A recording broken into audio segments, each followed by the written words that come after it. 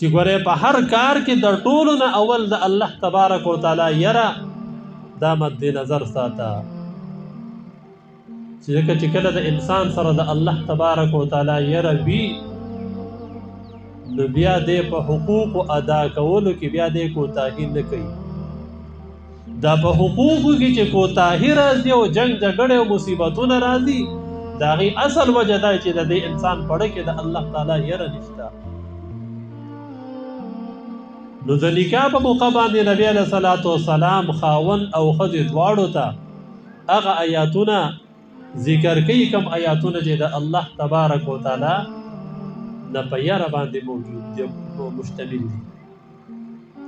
چې هر کله یو ښځې په ذهن کې او د دې په دماغو کې د الله یره پرته وه پړه کې د الله تبارک وتعالی یره پرته وه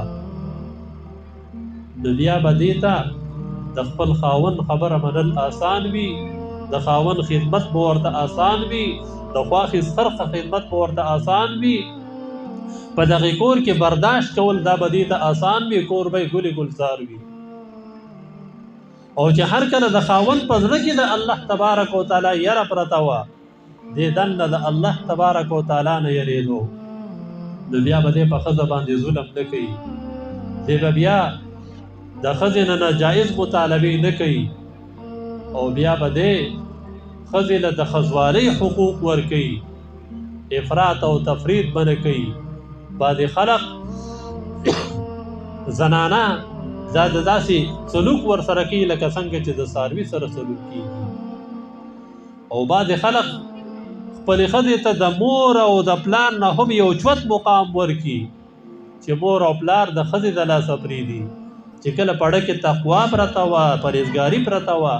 د الله تبارک وتعالی نه یره پرته وه نو دې به بیا ښځې له د ښځې مقام ورکوي مور له به د مور مقام ورکوي پلار له به د پلار مقام ورکوي او دا د قیامت په علاماتو کې دي چې انسان به خپل مور او پلار هغې شاته کي دی به صرف د خپلې ښځې خبره مني د پلار او د مور د هغې نافرماني به شروع کړي نو رسول الله صلی الله علیه وسلم د نکاح په موقع باندې هم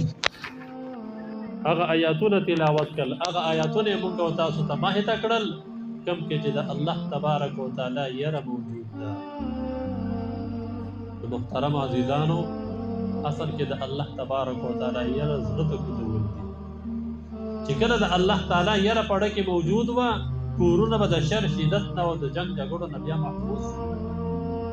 دا شرونه چې پیدا کیږي دا جګړې چې پیدا کیږي دننه د الله یره ختمه شي د الله په مخ کې ودرېدو یره ختمه شي چې کله د الله نه یره ختمه شوه نو بیا دی وایي دا زه چې څه وم دا ټیک دي